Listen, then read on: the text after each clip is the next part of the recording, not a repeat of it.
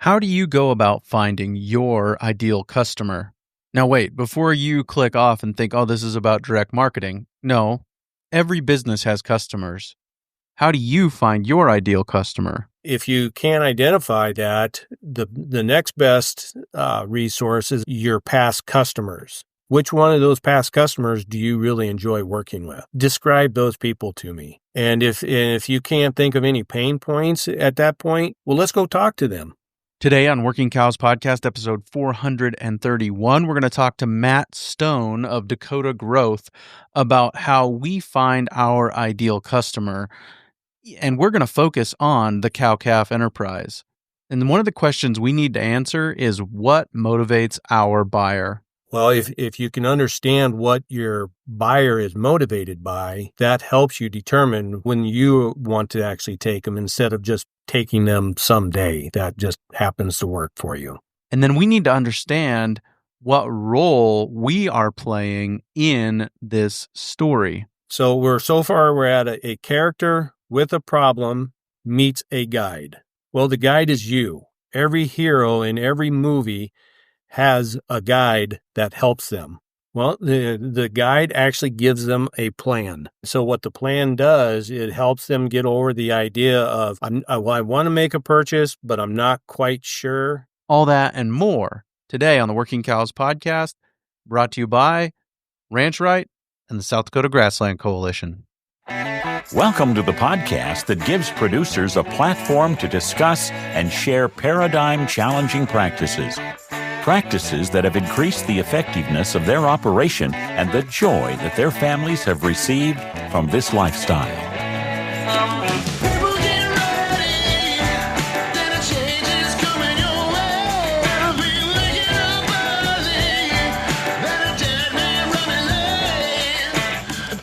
Hi, everybody. It's Clay Connery, host of the Working Cows Podcast, recorded exclusively in the Understanding Ag Studios. Very excited to be joined today by Matt Stone. Matt's a guy I met at the South Dakota Grassland Coalition's annual conference, and he is working with small businesses to coach them and to help them learn about how they can find their ideal customer, among other things. And I'm really excited to share this conversation with you today, right after a word from our sponsor today, Ranch Right. Ever heard the saying, if it was easy, everyone would do it? Well, in the world of ranching, there is nothing easier than hiring Ranch Right. Ranch Right is a full-service bookkeeping business that teaches you how to use your financials as a compass to guide your business to success. Regardless of if your goal is to pay off debt, grow your cow numbers, or hit a certain profit target, Ranch Right helps you set up your business to make ranching easier. So don't get left behind. Visit ranchrightllc.com today and start ranching easier. Matt, thanks for joining me today on the Working Cows Podcast.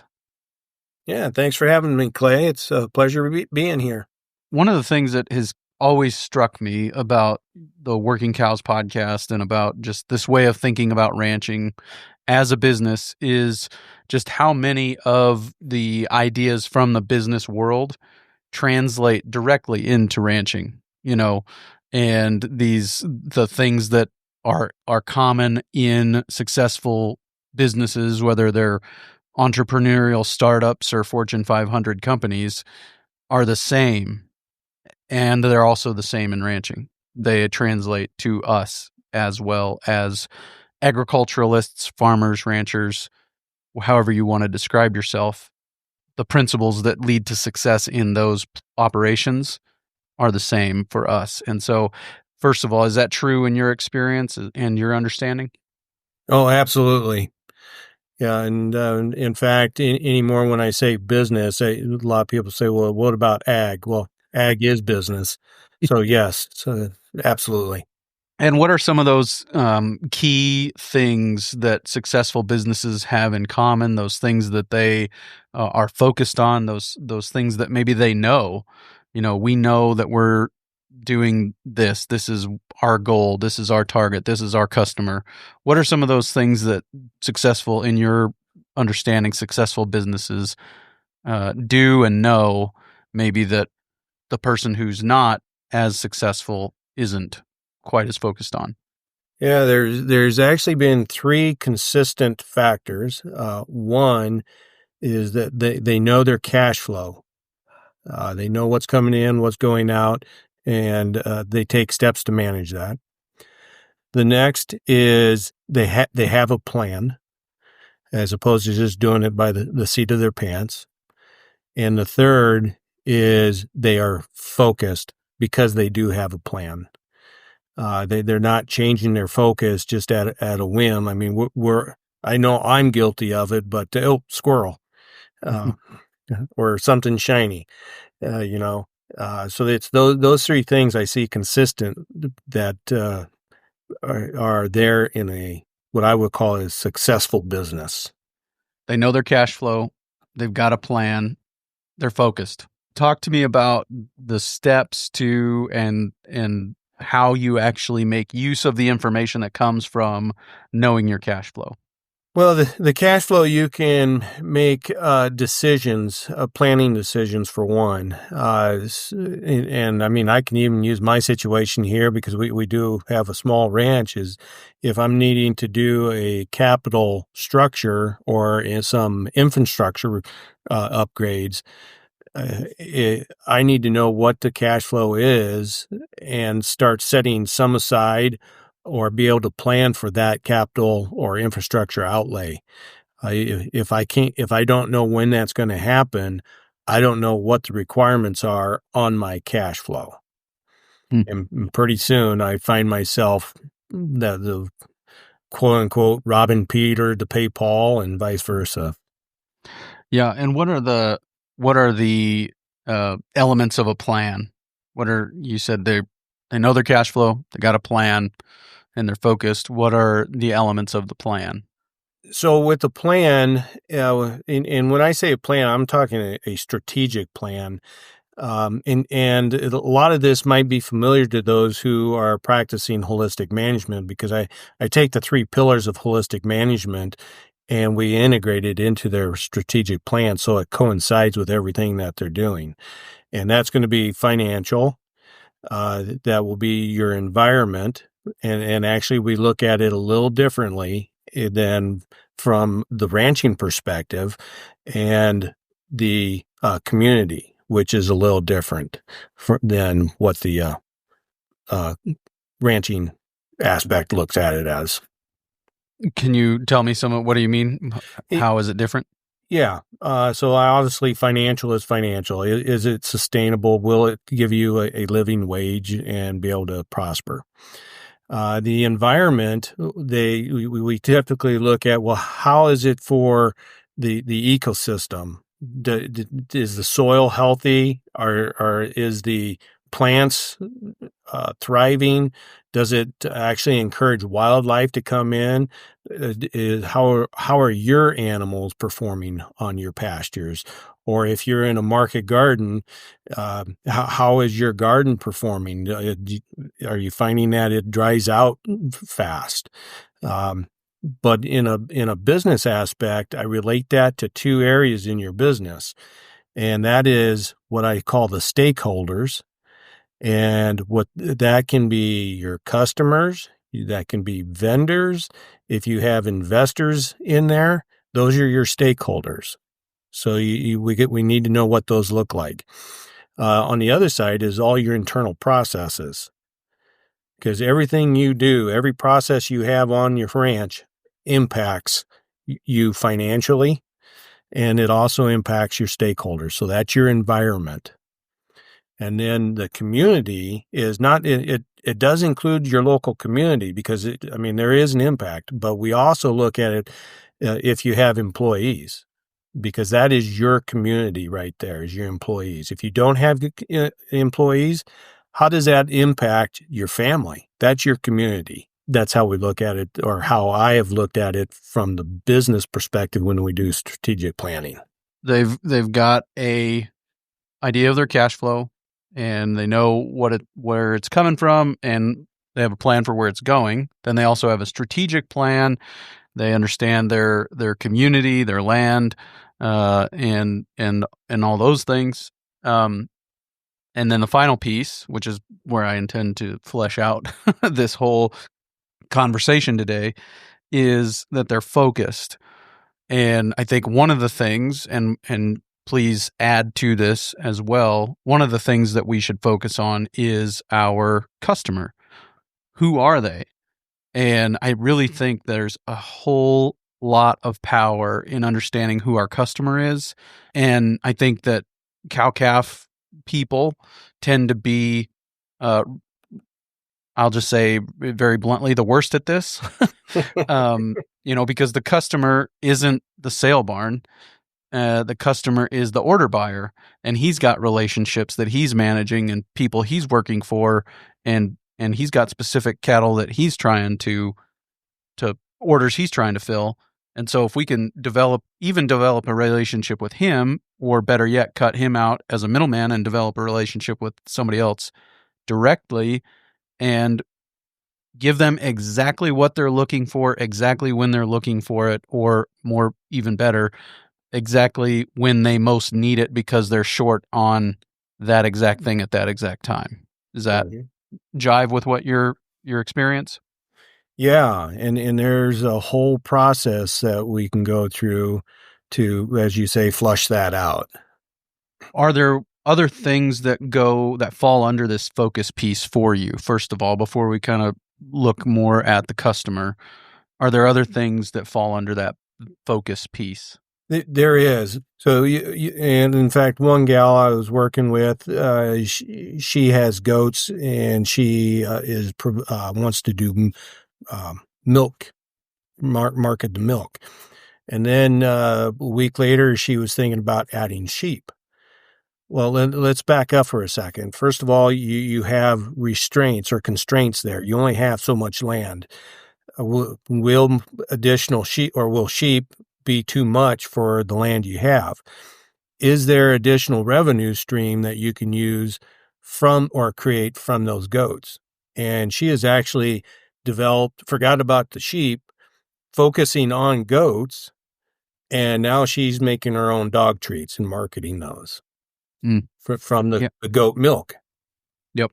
I just heard about a guy who's selling whatever label you want to put on it. I don't know actually what labels he's using, but the equivalent of regenerative or organic or whatever label dog treats. Mm-hmm. And he's making them from rabbit hides off of meat rabbits that he's raising and selling them for, I think somebody said like $20 a piece.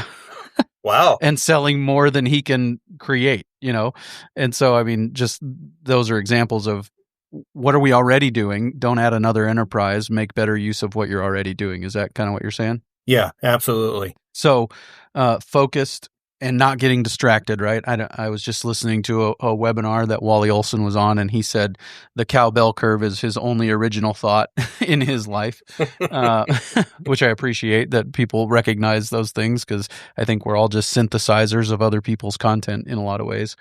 But I think one of my original thoughts, probably not, is that a mission and vision statement gives you the power to say no to good ideas. That when you know what we're doing, what we're trying to accomplish, who we're trying to serve as a customer, then we're not saying, oh, let's add sheep to the goats. You're saying, no, let's focus on the goats and figure out a way to make better use of what we already have. Is that right? Yeah, absolutely. And I throw in there, as well as besides the mission and vision, it's your values. Because those will help guide you in determining the other two. And I always tell people, your mission is what you do right now. That is what you're doing. Yep. Your vision is what you hope to achieve in X number of months or years. And you can achieve your vision, then it changes. And then the values are, flesh that out a little bit as you see it. Yeah, that's basically what you believe. I mean, it can be something as simple as treat everyone how you'd want to be treated, or honesty. That's a value, and obviously that can be a regenerative or a healthy soils could be a value for you. Yeah, and so mission is what you do, vision is where you're going, and values is how you do it, or the underlying rules that direct you. Yes, absolutely. Kind of gives you direction on how to achieve your mission and your vision. So are there more things under this focus before we jump off into the customer side of this? No, that's pretty much it. And all of that focus is what we cover when we do a strategic plan. So let's focus on the customer. Yep. We're under the focus heading here. Let's focus on the customer. What are we, how do we go about thinking about our customer and finding them and those things? We actually started this process when we identified, well, what is the product that we want to offer our customer? Let's use beef, for example. If you want to sell to the commodity markets, your process to do that is going to be different than if you're going to sell to the retail. And so, and there's not a problem doing both of those, but they both require a different plan. And so this process that we use can create that plan for you. And again, the plan keeps you focused. I just want to be fairly practical here for a minute and talk about some of the ways to do a better job of selling into the commodity market. Like earlier I said, your customer isn't Sale Barn, it's the order buyer, but he's got a customer, and that it would be to our advantage to figure out when that ultimate end customer is short on the things we're selling and have them ready to sell to him in that moment, because when his pain point is, I need more of those right now, he's going to be willing to pay more for them. Is that a good way to think about it? It is. It's an excellent way. In fact, that's exactly where I was going to go is when you take your cattle to the markets, are you just taking them and you're selling them for whatever they bring? Well, if you can understand what your buyer is motivated by, that helps you determine when you want to actually take them instead of just taking them someday. That just happens to work for you. With the idea that, like you're saying, it should increase your odds of getting a better price for it. Yeah. So how do we go about kind of understanding that customer? What are some of the ways that we can be doing the work of really focusing on that customer and finding out what are we producing and who's looking to buy it and who are they and some of those things? So the first thing I would start with is, and I always encourage people, don't type this into the computer, actually hand write this out. Because it actually translates better to you than if you're trying to type it in. But the one thing that I always have people do is to describe to me in detail who your ideal customer is. So now I do direct to consumer. I don't do anything at the sale barn. So I would ask you, are all cattle buyers the same? No. And so, okay, describe to me, write out what type of cattle buyer, what's the demographics, or what is your ideal buyer like? Describe them. Right. And then once you have that, now you can start understanding, well, what's some of the pain points they might be facing. And with them, since it's commodities, maybe there's also a certain time frame that one cattle buyer is looking to buy more than another cattle buyer. So you might have 3-4 different descriptions for a cattle buyer depending on the time of year. Let's take a quick break and hear a word from our sponsor today, the South Dakota Grassland Coalition. If you're in the business of managing livestock, you've probably experienced drought, shortage of time, not enough help, and hefty debt. But facing one or even all of these challenges doesn't have to leave you worrying about how you'll make it through another year. Learn how to increase stocking rates, extend your grazing season, increase plant diversity, retain moisture in your soil, spend less time and money on weed control, and much more at one of South Dakota Grassland Coalition's grazing schools. During this intensive 3-day program, area producers, along with presenters from state and local agencies, combined hands-on activities in the field with classroom-style presentations to walk you through the steps necessary to create a grazing plan that suits your unique operation. Reserve your spot at one of the 3 grazing schools today at sdgrass.org. Certainly. Are there tools that you can use to kind of analyze when some of those pain points might be in a market like yours? You know, if you're whatever you're marketing, you can go and find this resource that says at this time of the year there's less supply, and so the demand will be higher. Unfortunately, I've never come across them. The best resource I have found are the people who are involved in that industry. And so I never come in and saying, this is what I have found your ideal customer to be. It's what you have to determine for yourself. And if you can't identify that, the next best resource is actually your past customers. Which one of those past customers do you really enjoy working with? Okay, describe those people to me. And if you can't think of any pain points at that point, well, let's go talk to them. I know for myself, I have at least a half dozen customers that I can go ask them what I would consider personal questions to help me grow the business. And they are more than happy to help me out. So how do they say it? Get it right from the horse's mouth. Okay, so we've kind of got that ideal customer identified. What would be the next step in your mind? And so the next step is we're following a story plot that some of your listeners might have heard of How to Grow a Small Business, written by Donald Miller.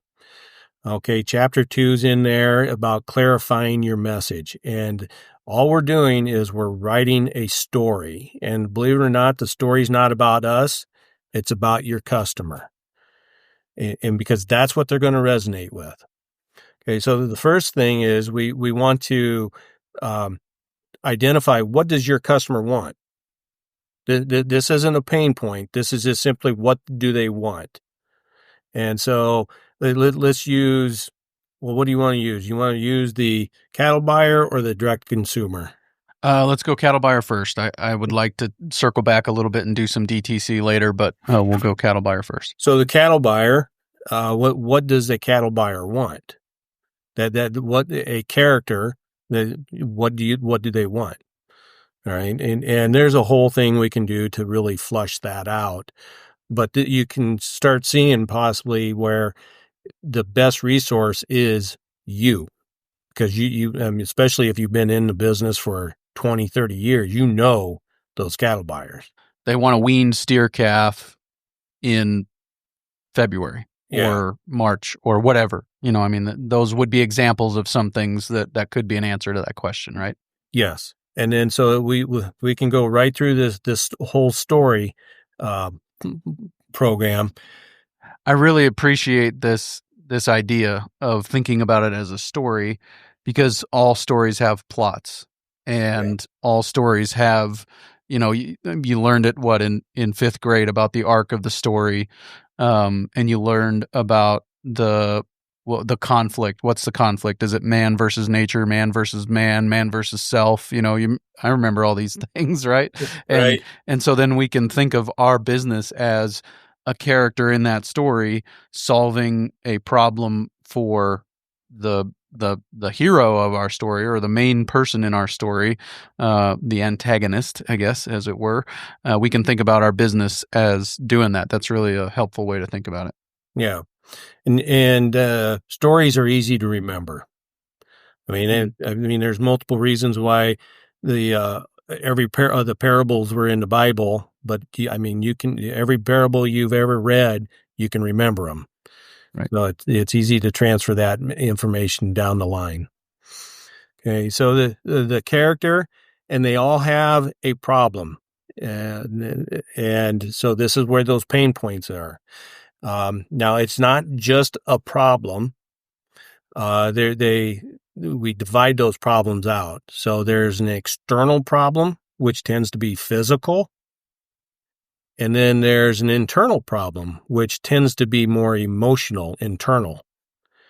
Now, depending on the size of your purchase, an external problem will tend to cause someone to make a purchase decision.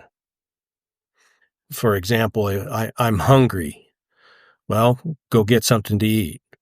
Okay, that's a problem.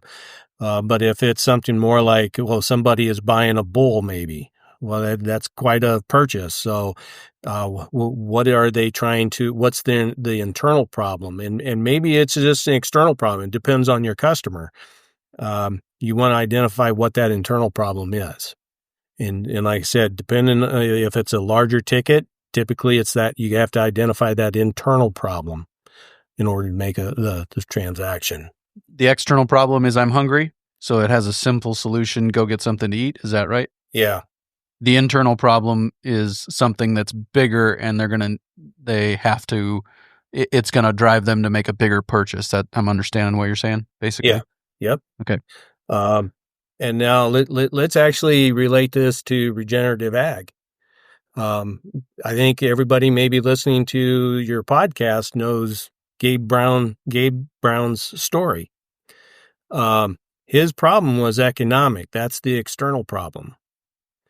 And the internal problem is that was it. He couldn't do anything. The bank wouldn't loan him more money. So he was at the end of his rope. So he made the change. And it was a major change. And that's why it took the internal problem and not the external problem to make the change. Or in this case, we call it make the purchase. Are there other pieces of this problem? I mean, stories tend to have villains and those kinds of things, right? Yes, absolutely. So with this problem, the absolute requirement is the external and the internal problem to be identified. Now, there's a philosophical part of the problem, and that's just it. It's philosophical. It shouldn't be this difficult to sell quality beef at the sale barn, or it shouldn't be difficult to get a higher price at the sale barn for nutrient-dense, grass-raised, fed, finished, or regenerative cattle. The reason I say external, internal, those are the primaries. Those are the most important. Philosophical isn't necessarily what you need to identify, depending on what kind of marketing you do. It's nice to have that. Because what you're doing with this is identifying all your talking points for literally every bit of your marketing, all your advertising. Now, I can imagine that once you've got this all kind of filled in, that it probably gets distilled down into various lengths of talking points. Like, here's your elevator pitch, here's your farmer's market talk, here's your script for when you call the cattle buyer. I mean, is that kind of how it ends up getting played out? Absolutely. In fact, in chapter 3 of the How to Grow Your Small Business, it's called The Customer is the Hero. And there's a format in there that you can take this material and start using that in your sales. And so that's your elevator pitch, that's emails, that's everything that you do to get the word out. Did we cover the villain piece of that? We talked about philosophical in addition to external and internal. Did we talk about villain too? No, that is the fourth piece of the problem. What is the villain? And I'm trying to think of a villain. You should be able to put a personality with this. It can be a problem, but give it a personality. For example, due to economic, social, and government regulations, it's more difficult to sell beef or something like that. What's the villain?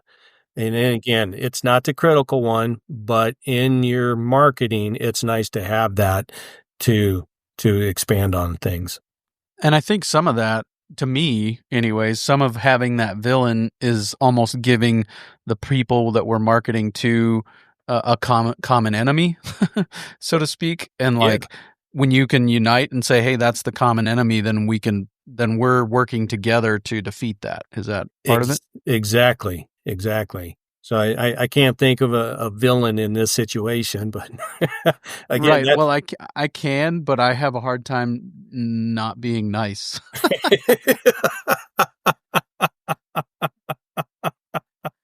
well, and there's nice ways to identify the villain. Where do we go from there? Where do we, once we've got that, got those pieces in place, and we've got our character and our problem, kind of, is there more that needs to be said there? I mean, obviously, yes, this is a longer workshop probably to go through all of this, but are there major pieces we're missing before we move on to the next step? No, that is it for the problem. And like you said, we can go more in more detail, but for right now, that's it. That covers what I call the 4 parts of the problem. And the next one is we're at a character with a problem meets a guide. So if your listeners are following along and they're writing these headlines down, we're making a sentence if they haven't identified that. So meets a guide. Well, the guide is you. Every hero in every movie has a guide that helps them. And it's interesting, when I learned this, now I start seeing that in the movies. I never realized that. Every hero has somebody who helps them, or the good movies do. And so for my house, it would be the Lego movie, and Emmett has Vitruvius. So there you go. Yeah. So the guide is you now. And so if you hear, this is all about you. And in order to make it or tell them about you, but not make it about you, it's still about them, is that you need to be able to show empathy to their problem. So you got to show empathy to why the cattle buyer is struggling, and then be able to show competency and or authority. And I mean, you can do this just simply by being in business for 30 years.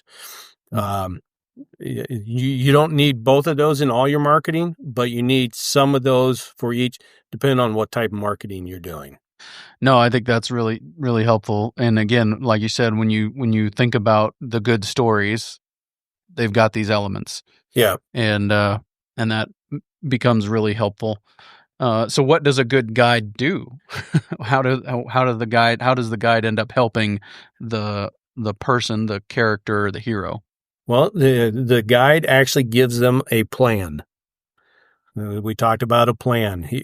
And so what the plan does, it helps them get over the idea of, I want to make a purchase, but I'm not quite sure. Again, it depends on what you're selling, who you're selling it to. And it should be a 3-step plan. For example, take a look at the livestock, give me a price, and realize that, or what's the third one? And typically, pick a date for delivery or something. Yeah, there you go. And so there's a 3-step plan, and it's that simple. You could do it 3 bullet points and you're done. And then that moves them right into call to action. And this is where I find most people completely drop the ball, especially if they're introverts. And I'm an introvert, but you got to make a call to action. And so there's a couple of things here. First is the direct call to action. So let's say it's on your website. You say, buy now, join today, things like that. Don't put learn more.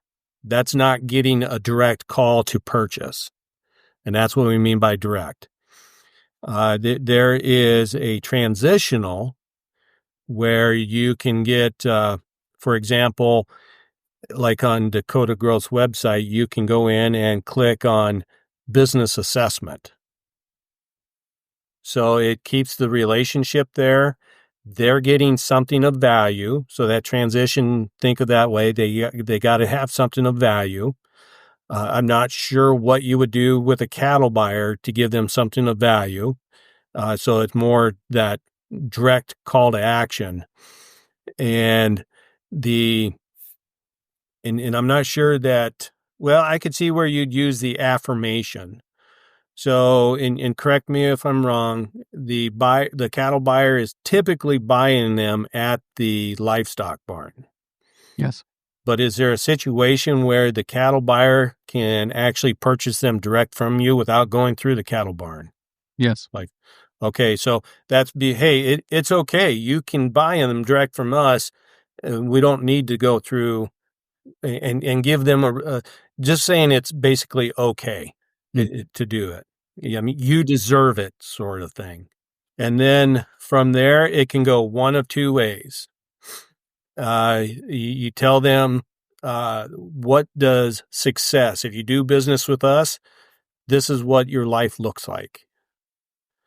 The sun comes out, the rainbows shine, the butterflies are floating, everything is green. But if you don't, this is the negative side.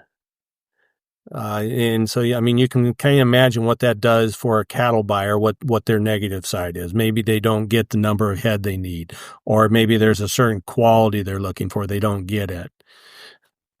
And so there's one of two ways they can go. Yeah, really helpful. So you said we're building a sentence here. And can I put you on the spot and ask you what your sentence is for your business? Well, the sentence is the process. Okay. And so a character with a problem meets a guide who gives them a plan and calls them to action, showing them what success and failure looks like. Overall, so on my website, here's my sentence. It says, unlock your business's potential with a clear, sustainable growth plan.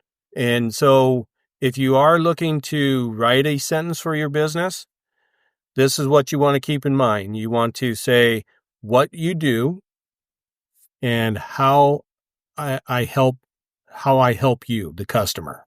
That's simple. So talk to me about the importance of language in this, like the mood of this story, and the maybe the words that are chosen. We're going to use these words instead of those words. Talk to me about the importance of language in developing a good way to communicate these ideas. It's very important. I mean, the earth was created by words, right? Amen. And quite literally, words can create or make or break a business as well. Yeah. And so that is one thing that people get confused that, well, I need to find someone to do my website and they'll take care of it. Okay. That your website, the colors you choose, the layout, that's all branding. And so think of branding as the experience. Marketing are the words. Words are very important. And so that's where you'd really want to spend some time. And this is the part that you need to do. Don't sub this out to somebody. You can sub all the branding out. In fact, Donald Miller talks about Amazon. Horrible website, but look how successful they are because of the messaging. So can you just give me an example of some of the, I don't know if mood is the right word, but the thrust of these words and some of the different kinds of words we can choose and maybe words that are not helpful and words that are? As someone who's doing this, I wouldn't get too concerned about getting the right words at first because we can massage them and we take them through a complete process to help them get the right words. But as for example, we were talking about internal problem. So we want it, so disgusted, that makes it internal. Okay, so from disgusted, we could use either disapproving, disappointed, awful, repelled. If you want, so let's go to awful. You can say nauseated, detestable. And so maybe you just want to say, I was just disgusted. So, for example, for me, when I actually got into regenerative ag, it was just the thought of not being able to buy nutrient dense foods just irritated me, disgusted me. Well, I just used the disgusted. That was enough. That was my internal problem. I think that's helpful. And I, as a pastor, as somebody who preaches usually multiple sermons a week, the thesaurus is your friend, right? Yeah. You can go out there and find other words for what you're trying to say and some of those things. So I think that's a helpful strategy. Yeah. I think one of the values of this exercise is that it helps you find who isn't your customer, right? Oh, absolutely. Yeah, because especially once you have your website up and running, if that's like with a cattle buyer, they're probably not, but if you're going direct consumer, this will speak or resonate with your ideal customer because it's all geared to speaking to them. And someone who isn't looking for my case, I was looking for nutrient-dense foods. If I can't identify that you're selling nutrient-dense foods, I'm gone. I'm on to the next vendor or next business. Right. And so that's going to be part of that. The ending in success is going to look like here, this is how you get nutrient-dense food. This is how I help you, or this is how I direct you as a guide toward nutrient-dense food, right? Yeah, absolutely. Well, very good. This has been extremely helpful. I really appreciate it. Are there more pieces of this or more things that you want to challenge people to think about with regard to these ideas? Well, that's it for this actual process. But if anybody's interested, I will be doing what I call a brand script challenge. And what that is, it's a 90-minute long workshop. And then, or not 90-minute, excuse me, it's a 30 to 45-minute workshop. We go into a little more detail on this. And then after that, there's a 30-minute one-on-one session, and it's no cost. It's free to people. Do you have a date picked out for that yet, or how? Oh, we're looking at May 6th. And where would people go to get signed up for that?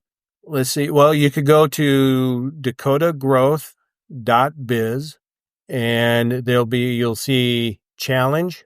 You click on the challenge, and then it'll take you to a registration page. So we'll have links to that in the show notes page for today. Lord willing, this is going to be workingcows.net/431 will be the show notes page for today. So episode 431 of the Working Cows podcast. You'll have a couple of weeks to get signed up for this opportunity to work through this process. And then I imagine it'll be the 45 minutes or so on the front end, and then you'll schedule with those who participate a 30-minute follow-up call later on. Yes. Yep. Okay. So sounds like a great opportunity. Matt, appreciate your time today. Thank you. Yeah, you're welcome. Very good stuff there with Matt. Really appreciate his perspective and the way that that tool just sets it up as a story that we're telling, where we're not the hero, but we are a guide to the hero. The hero is the consumer, the buyer, the purchaser, and we are a guide saying, here, let me help you get what you want so that you can have a better quality of life. So really appreciate that and would look forward to maybe seeing some of you on that webinar on May 6th to kind of flesh some of those things out for your business, even if you are a cow-calf operator. I think it fits everybody. So head on over to the show notes page for today, workingcows.net/431, and find links to register for Matt's upcoming class. Looking forward to sharing with you next on the Working Cows podcast a conversation that I had with Major Eric Chaya, and he is doing some really neat things of doing regenerative grazing on military installations, and this has huge implications, not only in America, where the military has many bases that make up a massive millions and millions of acres, but also around the world, and the ability to help people where the military is have a more sustainable, healthy food source. So look forward to sharing that conversation with you coming your way real soon on another episode of the Working Cows podcast. We'll see you then. We invite you to visit workingcows.net to subscribe to the show via iTunes or Stitcher. You'll also find detailed show notes pages, resources from our guests, and the industry leaders who have influenced them. For more ideas on putting your cows to work for you in a more profitable way, tune in next week.